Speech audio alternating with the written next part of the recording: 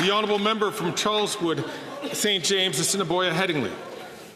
Yesterday, on October 7th, while burning the Maple Leaf, Samidoun terrorist sympathizers openly called for death to Canada, death to the United States, and death to Israel.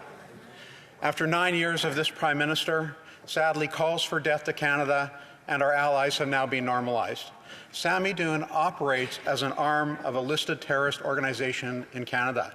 Will the Prime Minister protect Jewish Canadians from homegrown extremism and list Samidoun as a terrorist organization?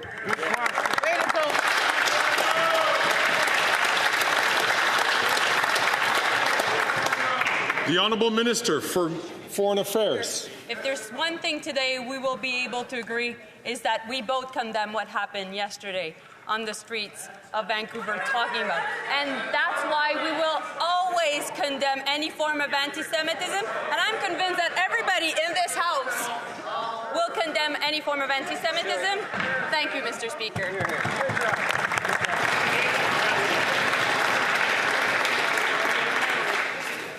The honourable member from Toronto, St. Paul's. Mr. Speaker, in March of this year, Samidoun paraded through my riding to intimidate our Jewish community. Now we see videos of Samidoun members in our streets calling for the death of Canada. Long live October 7th, and calling the Hamas terrorists their heroes while they burn the Canadian flag. This government has done nothing to put a stop to these pro-genocide, anti-Semitic, anti-Canadian mobs who threaten our Jewish communities nationwide. Will the Prime Minister commit to protecting our Jewish communities and label Samidoun a terrorist organization?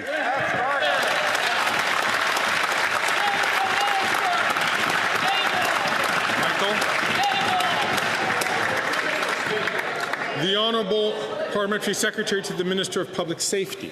Thank you, Mr. Speaker. Those actions that have been taking place in our streets are wrong. We condemn them full stop. Any form of anti-Semitism is wrong. This is precisely why, Mr. Speaker, the Minister of Public Safety had already referred the listing of Samidoun to our national security advisors and asked for an emergency and urgent review. Mr. Speaker, we've already taken action, but we know this issue isn't political, and it's a shame that Conservatives only stand up when they think it suits their political advantage.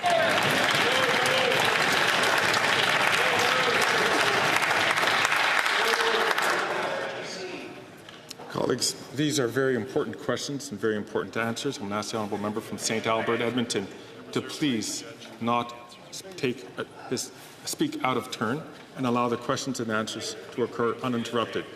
The honourable member from Thornhill. If they took action, they would have listed them already. So if burning a Canadian flag, if calling for the death of Canadians, if fomenting hate in this country, and most of all being a front for an already listed terrorist organization is not enough to put them on the list, then what the hell is it going to take for them to ban them?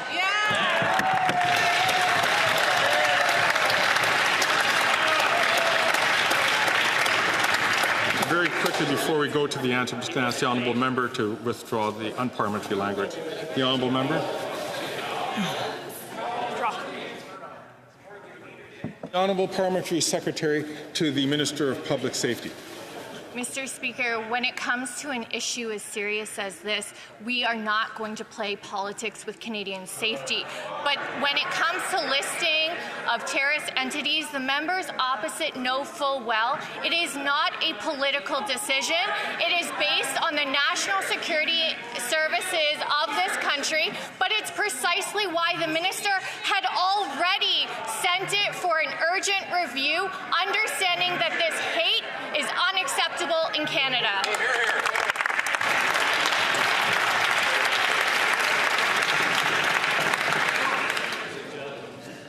Colleagues, I've asked all honourable members, please, not to take the voice. I'll ask the honourable member from Thornhill who had a question, had an opportunity to speak, and could also speak again, I'm sure.